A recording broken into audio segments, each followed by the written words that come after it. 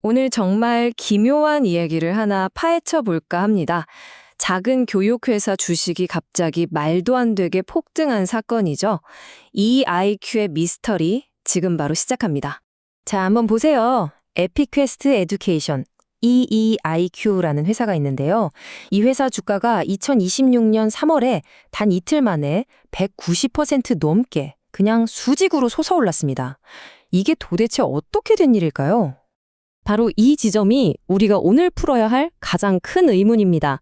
아니, 회사는 어렵다는데 주가만 저렇게 폭등하는 게 말이 되나요? 사업의 현실과 주가 차트 사이의 이 엄청난 괴리, 그 이유를 한번 같이 찾아보시죠. 그래서 오늘은 이런 순서로 한번 이야기를 풀어가 보려고 합니다. 먼저 이 1900% 폭등 현상을 자세히 들여다보고요.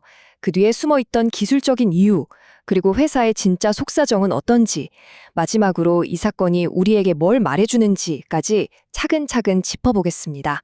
자, 그럼 본격적으로 시작해볼까요? 첫 번째 섹션입니다.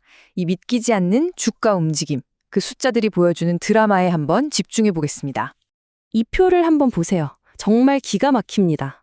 3월 26일 하루 거래량이 무려 4,800만 주가 넘어요. 이게 얼마나 엄청난 거냐면 이 회사가 시장에 풀어놓은 전체 주식수보다 30배 이상 많은 양이 하루 만에 거래된 겁니다. 이게 어떻게 가능할까요? 도대체 무엇이 이런 폭발적인 상황의 도화선이 됐을까요?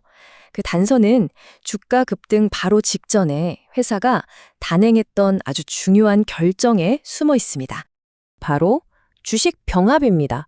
이건 뭐냐면 말 그대로 여러 개의 주식을 하나로 합쳐버리는 거예요. 예를 들어 100원짜리 주식 16개를 1600원짜리 주식 1개로 바꾸는 거죠. 주식 수는 확 줄어들고 주당 가격은 올라가게 됩니다. 보통 주가가 너무 낮아서 상장 유지 조건을 맞추려고 할 때 이런 방법을 쓰곤 하죠. 여기서 진짜 중요한 포인트가 나옵니다. 주식 병합으로 유통되는 주식 수가 2,370만 주에서 고작 150만 주로 정말 극단적으로 줄어들었다는 사실이에요. 시장에 돌아다니는 주식시가 마른 거죠.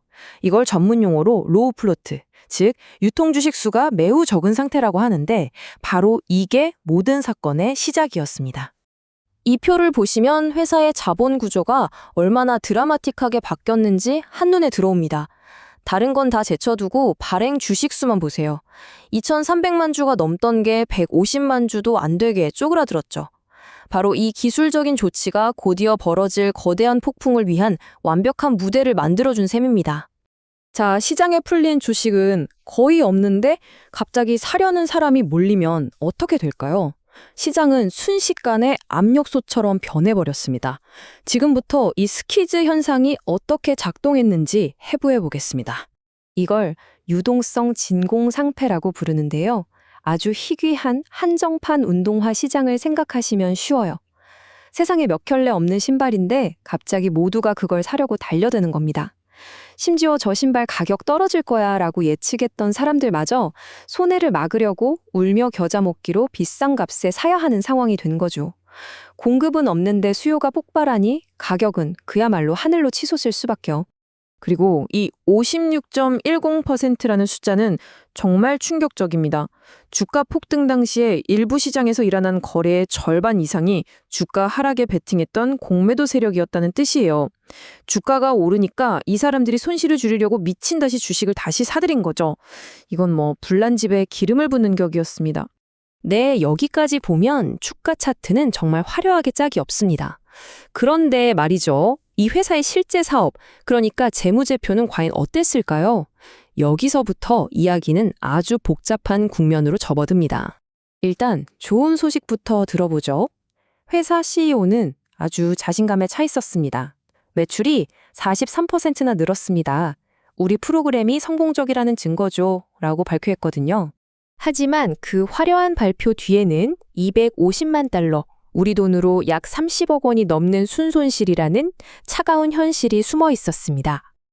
심지어 이게 일시적인 손실도 아니었어요. 이 회사는 무려 1,740만 달러에 달하는 누적 적자를 기록하고 있었습니다. 계속 돈을 잃어왔다는 거죠. 이건 이 미스터리를 푸는데 아주 결정적인 단서가 됩니다. 그리고 결정타는 바로 이겁니다.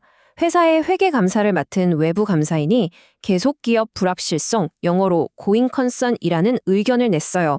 이건 회계 용어인데 쉽게 말해서 이 회사 추가로 돈을 구하지 못하면 앞으로 계속 사업을 할 수 있을지 장담 못하겠습니다. 라는 아주 심각한 경고 신호입니다. 하지만 에픽퀘스트도 그냥 손 놓고 있지는 않았습니다.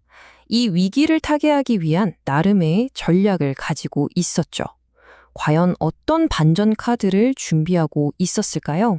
이 차트가 그들의 전략을 아주 명확하게 보여줍니다. 기존의 어학 프로그램 같은 사업에서는 매출이 줄고 있지만 데이비스 대학교를 통한 새로운 전문 프로그램에서는 매출이 크게 늘고 있죠. 한마디로 사업의 중심축을 옮기고 있는 겁니다. 이 회사가 밀고 있는 파운데이션 프로그램이라는 모델인데요. 이게 꽤 괜찮아 보입니다. 마진도 높고 학생 수는 폭발적으로 늘고 있고 한 번 들어온 학생은 거의 나가지 않아요. 그러니까 아까 봤던 투기적인 주가 폭등과는 별개로 이 회사의 사업 자체에도 뭔가 장기적인 성장 스토리가 숨어 있을 가능성이 보인다는 거죠. 결국 우리는 이 한 회사를 두고 완전히 다른 두 개의 이야기가 팽팽하게 맞서는 지점에 도착했습니다. 자, 정리해볼까요? 한쪽에는 주식 병함이 만들어낸 극소수의 유통 주식, 그리고 그로 인해 발생한 숏 스퀴즈라는 기술적인 현상이 있습니다. 이건 순전히 투기의 영역이죠.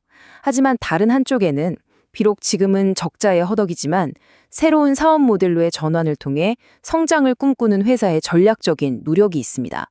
결국 EAQ의 사례는 우리 모두에게 아주 근본적인 질문 하나를 던집니다.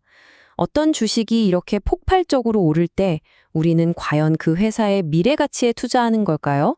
아니면 단순히 시장의 수요와 공급 논리가 만들어낸 차트의 움직임에 편승하는 걸까요?